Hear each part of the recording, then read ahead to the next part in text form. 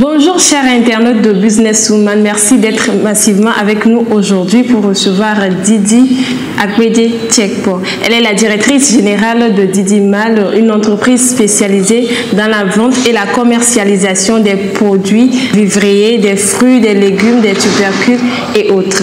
Bonjour Didi. Bonjour. Merci d'être avec nous aujourd'hui. Merci à vous.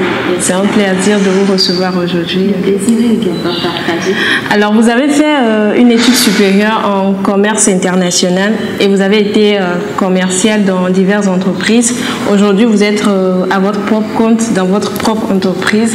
Alors, dites-nous d'où vous êtes venu cette idée d'entreprise-là et pourquoi avoir spécialement choisi ce domaine? Ok, merci.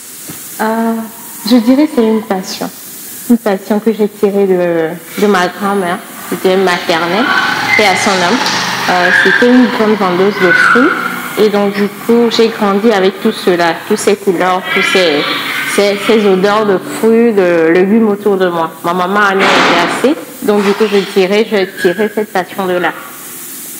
D'accord, c'est bien une passion qui crée une entreprise. Alors, est-ce que vous pouvez un peu nous parler de votre entreprise? Quel est votre fonctionnement? Comment vous arrivez à atteindre vos clients et tout? Didi Mal est une entreprise qui fait dans la vente et dans la livraison des fruits, légumes et céréales, tubercules et tout. En bref, les produits vivriers. Nous avons constitué la toile, c'est-à-dire sur Facebook et les réseaux. Donc, du coup, nos clients viennent à base de là. C'est vrai que dans la vie quotidienne, j'ai des proches qui ont besoin de ça, mais qui travaillent. Donc, l'idée est venue de là, disant que il faudrait qu'on les satisfasse. Parce qu'il ne faudrait pas que les gens reviennent du boulot avant d'aller au marché et chercher leurs produits pour pouvoir faire leur truc là. Donc, l'idée est venue de là. Donc, du coup, nos clients viennent premièrement de mes proches et après, la grande moyenne de mes clients viennent des réseaux sociaux. Ok, donc vous faites des livraisons un peu partout sur le territoire? Oui, nous faisons des livraisons partout, à Lomé premièrement, mais maintenant les gens s'intéressent à l'intérieur. Donc du coup, nous envoyons nos colis par car qui reçoivent. Souvent, les produits qui sortent à l'intérieur, c'est Doevi en gros et tout ça. Donc pour les légumes, bon, c'est déjà sur place, mais à l'intérieur, les produits qui sortent plus, c'est Doevi et tout ça. Est-ce que vous pouvez nous parler un peu de votre vision d'ici 5 ans? D'ici 5 ans, on se voit maintenant bien à envoyer nos produits, c'est-à-dire à faire l'exportation, c'est-à-dire vers l'extérieur, parce qu'il y a beaucoup de Togolais à la diaspora qui ont besoin de ces produits, mais qui sont obligés d'envoyer de l'argent et de faire cette tralala par leurs proches et tout ça. Donc, du coup, nous sommes engagés d'ici 5 ans à représenter valablement ces produits, à pouvoir exporter à ces gens-là qui en ont besoin à l'extérieur sans toutefois passer par tous ces processus. C'est très bien, c'est très bien. Alors, comme toute entreprise, il y a toujours la concurrence, il y a des difficultés. Est-ce que vous pouvez un peu nous parler de vos difficultés, de la concurrence et comment vous arrivez à solutionner tout cela? Ok, dans ce domaine, de la bonne femme au bord de la route jusqu'au marché, ce sont toutes mes concurrentes. Mais plutôt, je les vois pas en tant que concurrente directe, mais je les vois en tant que des gens qui sont en aide à mon activité. Parce que chaque jour, c'est eux, en fait, qui nous satisfont. Pour moi, je les fais juste pour regrouper leur activité. Donc, du coup, ces bonnes dames-là, c'est vrai, la concurrence, mais mon cible, c'est spécialement les gens qui travaillent, les gens qui sont handicapés, qui ne peuvent pas se déplacer. Vous imaginez, il y a des handicapés qui sont à la maison, qui ne peuvent pas se déplacer pour aller faire leur marché, faire à manger. Donc, du coup, c'est nos cibles. Donc, du coup, ces gens-là, les travailleurs qui travaillent très tard et finissent très tard, qui n'ont pas le temps, et toutes ces personnes-là qui n'ont pas de temps, nous sommes là pour pouvoir pallier à toutes ces difficultés-là. Donc, c'est à peu près. Et en termes de difficultés, quelles sont les difficultés que rencontre l'entreprise? Ok, en termes de difficultés, on peut dire, premièrement, c'est basé sur le financement, parce que c'est un projet assez énorme. Donc, du coup, c'est basé sur le financement, parce qu'on fonctionne à nos propres moyens. Donc, du coup, on va d'étape en étape. C'est pas quelque chose qu'on planifie et on va en même temps. On va d'étape en étape. Et je peux dire aussi que nous sommes à la saison des pluies. Donc, du coup, ces saisons-là nous dérangent vraiment parce que normalement, c'est des voitures qui devraient faire les livraisons, mais on est à moto, on travaille avec des services de livraison qui sont à moto. Et donc, du coup, la difficulté à l'accès à nos clients, le retard de livraison et tout ça, là, ça nous gêne énormément, mais on fait avec les moyens de bord. Alors, pour vos produits, d'où vous approvisionnez de ces produits-là? Ok. Souvent, je dis que mes produits sont de la ferme à la table. Donc, du coup, nous travaillons avec des fermiers, des jardiniers qui sont là à Lomé ou bien à l'intérieur du pays, je dirais Tchévier jusqu'à Kara, que nous approvisionnons avec des produits en fonction des produits qui sont disponibles dans chaque région, par exemple. À Kara, souvent, des choux viennent de là, dans des saisons, et ça nous avantage plus. Il y a des saisons où ça vient de Tchévier, il y a des saisons. Donc, ça dépend aussi des saisons et des lieux de production de ces. Donc, nos produits viennent généralement de la ferme. Et je lutte à ce que cela soit 100% bio. Voilà, j'essaie de faire ça. C'est pas totalement, mais avec le temps, on va arriver. Voilà. Parce que consommer bio est très important. Est très important. Moi-même, je consomme tous mes produits que je vends. Donc, du coup, je tiens à ce que ces produits-là soient bio. Non seulement nous vendons, mais nous essayons à ce que nos clients aient aussi de la santé. Oui, c'est très important. Alors, tout est parti de la passion. Vous avez fait une étude en commerce international, travaillé dans des entreprises. Et donc, vous êtes rentré dans votre propre entreprise. Est-ce que votre entourage, votre famille a bien digéré cela? Je dirais au premier abord, c'était pas facile parce que voir ton enfant faire des études et tu t'imagines qu'il reste. Je précise que j'avais travaillé dans une banque. Donc du coup, voir ton enfant travailler dans une banque une fois et avec le temps dans une usine et après il te dit ah ben voilà, je me lance dans mon propre activité. Ce qui m'a poussé à ne pas le dire immédiatement, mais je laissais attirer mes parents par exemple à pouvoir aimer ce que je fais. Donc du coup ça s'est fait lentement. Ma maman n'était pas d'accord, mais quand elle a compris ce que je faisais, elle a dit non mais tu aidais les gens et ça me plaît. Ces femmes-là qui n'ont pas le temps de faire tout là, tu les aides. Et ça me plaît lorsqu'ils t'appellent, Didi, est-ce que je peux trouver ci chez toi? Des fois, quand elle est à côté de moi et que je reçois l'appel de cette dame-là, elle dit, ok, ce que tu m'as vendu, c'était très bien et je te remercie, c'était bien frais et tout ça. Je vois la joie sur son truc là. Et donc, petit à petit, ils se sont insérés dans le processus. Je dirais maintenant, c'est eux qui m'aident à m'approvisionner. Mon papa et ma maman. Et mes frères aussi, j'ai 3 frères. Ils contribuent totalement à mon activité. Ah, c'est très bien. C'est bien lorsque tout le monde participe au développement de l'activité. Alors, est-ce que selon vous, aujourd'hui, l'entrepreneuriat est très en vogue? Beaucoup se disent, je veux entreprendre, je veux entreprendre. Est-ce que tout le monde peut entreprendre?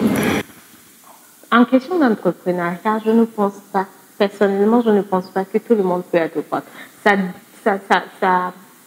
Ça requiert beaucoup d'énergie et surtout de la patience. Et la patience, les gens ne l'ont pas. Entreprendre, c'est avoir de la patience. Ce n'est pas quelque chose, je cherche de l'argent et demain je l'aurai. Non.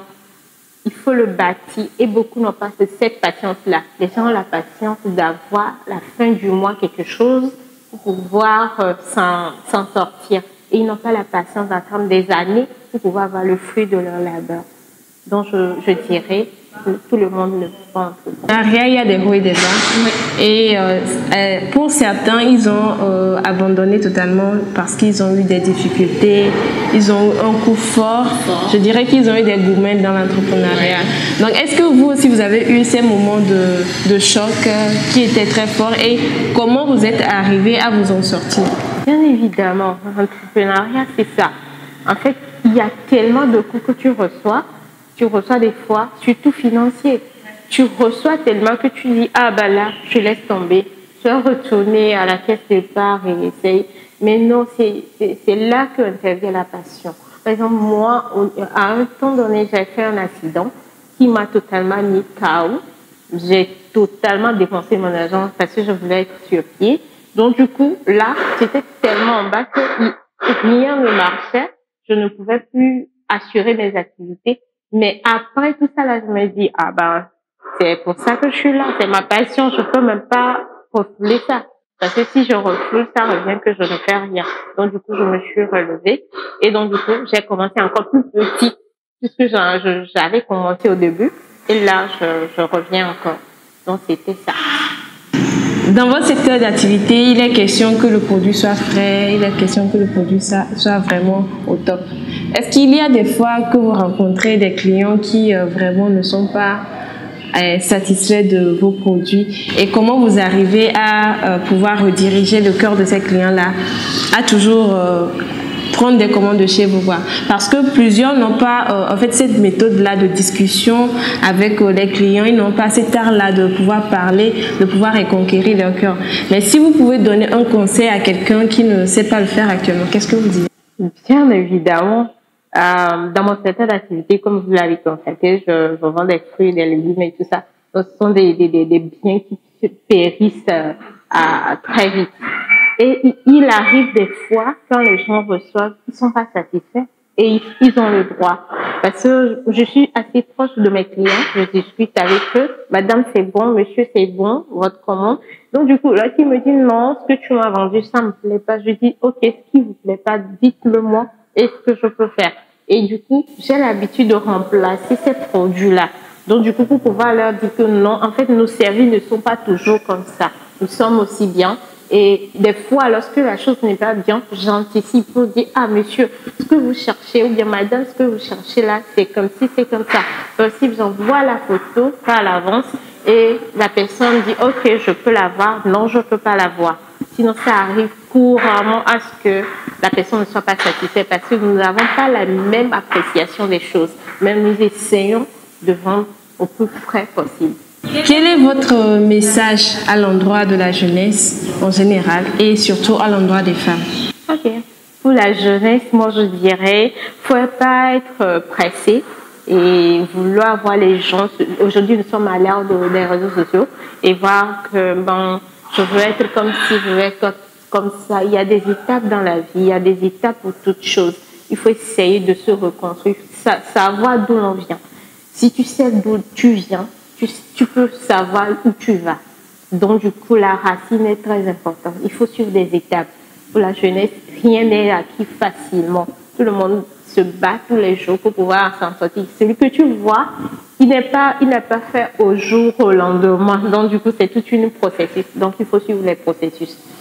À l'endroit de la femme, je dirais la femme, que les jeunes filles ne se voient pas que lorsque je serai mariée, que je serai accomplie.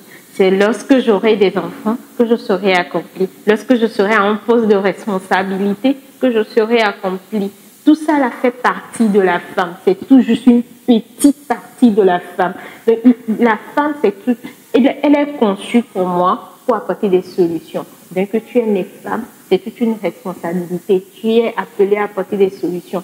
Donc, très, très bas âge, que tu sois jeune, commence déjà à apporter des solutions qui est autour de toi et non à attendre un moment de ta vie pour pouvoir apporter des solutions. Aujourd'hui, la femme est le pilier de la société et donc, du coup, tout le monde doit apporter sa contribution pour bâtir notre nation. C'est très important ce message à l'endroit des femmes parce que beaucoup se disent encore que non, que c'est pas le temps, je vais attendre encore un peu. Non. Mais il est temps d'agir et de passer à l'action. C'est une occasion également pour faire la promotion des entrepreneurs togolais. Alors, on a un petit cadeau pour vous de la part de Vision 5. Merci. Vision 5, c'est une entreprise de médias. C'est un bon de service de la part de Vision 5 que vous passerez prendre quand vous voudrez. Ouais. Ils sont une entreprise de médias. Vous avez déjà votre page, donc ils peuvent vous aider pour la communication sur votre page, pour faire booster vos pages et tout. Donc c'est un peu ça. Merci, je suis trop ravie pour ça. Alors nous sommes arrivés à la fin. Merci de nous avoir accordé votre temps précieux. Merci à vous aussi de passer. Je suis très contente de participer à votre édition et voilà, je suis toujours ouverte à travailler avec vous. Merci beaucoup. Alors, chers internautes, nous venons d'arriver à la fin de cette émission. Merci de nous avoir suivis massivement et surtout, n'oubliez pas, avant de quitter, de vous abonner à notre chaîne. Bye bye.